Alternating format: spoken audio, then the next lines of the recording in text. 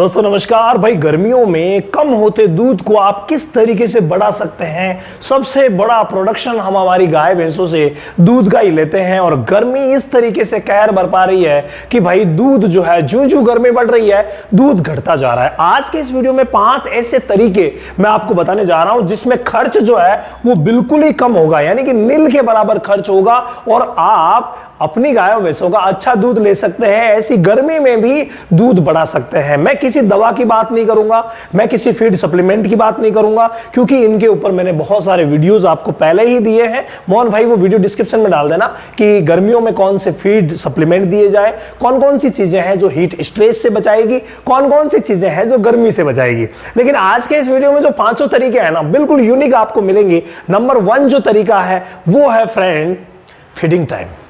मेरे प्यारे साथियों, फीडिंग का जो समय है उसको अगर आपने गर्मी के मौसम में मैनेज कर लिया ना, तो आप जान लीजिए कि कंप्लीट दूध आप कभी भी कम नहीं होने देंगे। दूध कंप्लीटली बढ़ेगा ही बढ़ेगा, यह तय है। 100% बढ़ेगा, कम नहीं होगा। तो उसके लिए क्या करना है, देखिए फीडिंग टाइम जो है वो आप सेट कीजिए।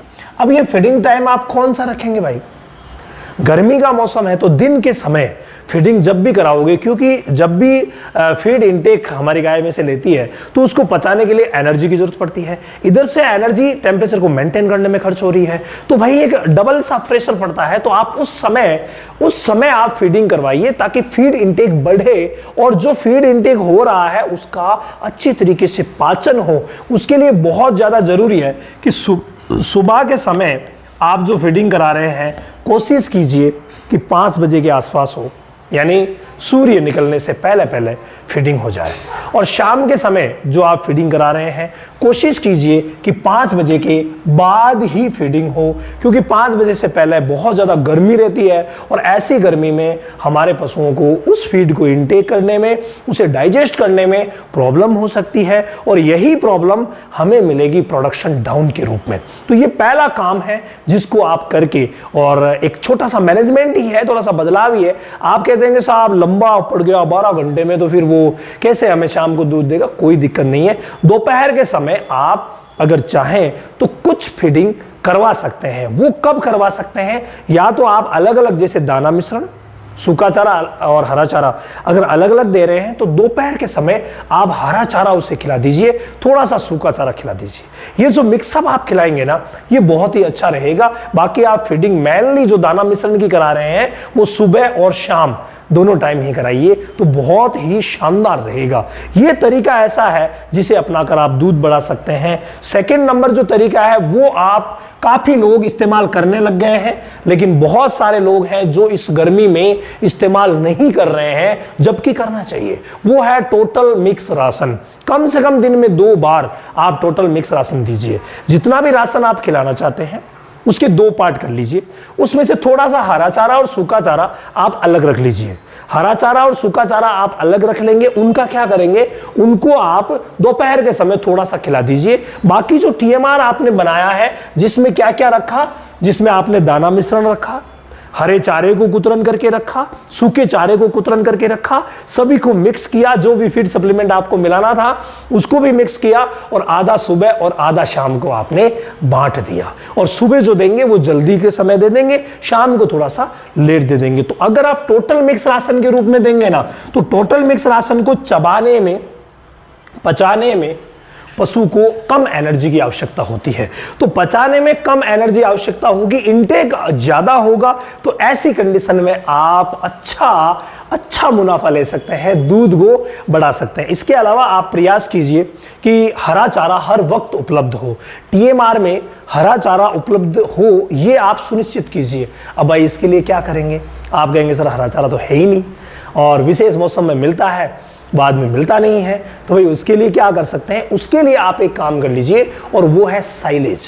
जी हाँ, साइलेज का इस्तेमाल आप कीजिए। हाइड्रोफोनिक चारा अजोला ये भी है, लेकिन साइलेज जो है वो बहुत ही शानदार रहेगा। आप हरे चारे के रूप में साइलेज का इस्तेमाल कर लीजिए। वो भी आपको अपने नज़दीकी जो भी डीलर्स वगैरह हैं उनके यहाँ, या साइलेज जो बना रहे हैं उनके यहाँ, या आप खुद बना रहे हैं। भाई साइलेज के बारे में मैंने डिटेल वीडियो बना रखा है, कैसे बनाना है, कैसे खिलाना है, तो मोहन भाई वो डिस्क्रिप्शन में डाल देना ताकि सभी देख सके। तो वो भी बहुत ज़्यादा ज़रूरी है। हरा चारा इस TMR में मिक्स कीजिए, दूध कभी कम नहीं होगा। अगली बात हम करते हैं, और अगली और इंपॉर्टेंट बात जो है वो है फीडिंग मैनेजमेंट। जी हाँ, ये जो फीडिंग मैनेजमेंट है ना, ये बहुत ज़्यादा इंपॉर्टेंट है गर्मी के मौसम में। फीडिंग मैनेजमेंट में क्या करेंगे, गर्म तासीर की चीज़ें बंद कर दो और ठंडी तासीर की चीज़ें खिलाना शुरू कर दो। भाई यही है ठंडी तासीर की चीज़ें, मैंने बहुत सारे वीडियोज़ में बताई है। आप जो दीजिए, आप जो है वो ये बील का जूस, जो आंवला, सौंफ, मेहंदी के पत्ते और गोंद कतीरा, ऐसी बहुत सारी चीज़ें हैं जो ठंडी तासीर की है, वो आप खिलाइए। और गर्म तासीर की चीज़ें, बाजरा वगैरह बंद कर दीजिए। तो फीडिंग मैनेजमेंट बिल्कुल आसान है, आप करके और दूध बढ़ा सकते हैं। अगली बात अगर मैं करूँ वो इंपॉर्टेंट भी है, और वो है सैड मैनेजमेंट। भाइयों, सैड मैनेजमेंट, हालांकि जो सैड आपका है वही काम आएगा, दूसरा तो कोई गर्मी में बनने से रहा। लेकिन सैड का निर्माण अगर आप करवा रहे हैं तो इस तरीके से करवाएं कि गर्मी के दिनों में हमारी गायों को, हमारी भैंसों को, विशेष तौर से जो एग्जोटिव काउज होती है, जो बाहर वाली विदेशी गायें हैं या उनकी क्रॉस ब्रीड, उन्हें भाई बहुत ज़्यादा गर्मी लगती है। तो उनके लिए आप फोगर की व्यवस्था करवा सकते हैं अगर चाहें तो। बाकी हमारी जो भैंसें हैं या देसी जो गायें हैं, उनके लिए आप कूलर की व्यवस्था जरूर करवाइए। पंखे बहुत गर्म हवा देते हैं, ये भी स्ट्रेस पैदा करते हैं। आप कूलर की व्यवस्था करवाइए, फिर देखिए कमाल, बहुत ही शानदार तरीके से दूध बढ़ेगा। अगर अगले मैनेजमेंट की मैं बात करूं तो वो है लास्ट मैनेजमेंट, और इसके बारे में आप सभी जानते हैं, वो है बेस्ट वाटर अवेलेबिलिटी। ये बेस्ट वर्ड क्यों आया है, वो इसलिए आया है कि गर्मी के मौसम में गर्म ना हो पानी ठंडा हो, शीतल जल, फ्रेश जल, हर समय जिस समय पशु को प्यास लगे। क्योंकि देखिए एनर्जी लॉस हमेशा होगा, तो उस एनर्जी को मेंटेन करने के लिए और पशु के शरीर को चलाने के लिए पानी सबसे ज्यादा इंपॉर्टेंट है। और पानी हर समय, जिस समय प्यास लगे उस समय पानी उपलब्ध होना चाहिए हमारी गायों भैंसों के लिए। तो वो उपलब्धता आप सुनिश्चित करेंगे तो गर्मी में कभी भी दूध कम नहीं होगा। इसके अलावा अगर आप डेयरी फार्मिंग की A to Z ट्रेनिंग लेना चाहते हैं, जिसमें मैं बीमारियों की बातें करता हूं, जिसमें मैं मैनेजमेंट की बातें करता हूं, लेट नाइट का 1 घंटे का समय आपका लेंगे, और लाइव सेशन आप ज्वाइन कर सकते हैं इस महीने की 5 तारीख से। तो अगर आप ज्वाइन करना चाहते हैं तो रामावत एनिमल ऐप पर चले जाइए। वहां के डेयरी फार्मिंग सेक्शन में आपको फ्री क्लासेस भी मिलेगी, डेमो क्लासेस भी मिलेगी। अगर आपको अच्छा लगे तो ज्वाइन कर सकते हैं।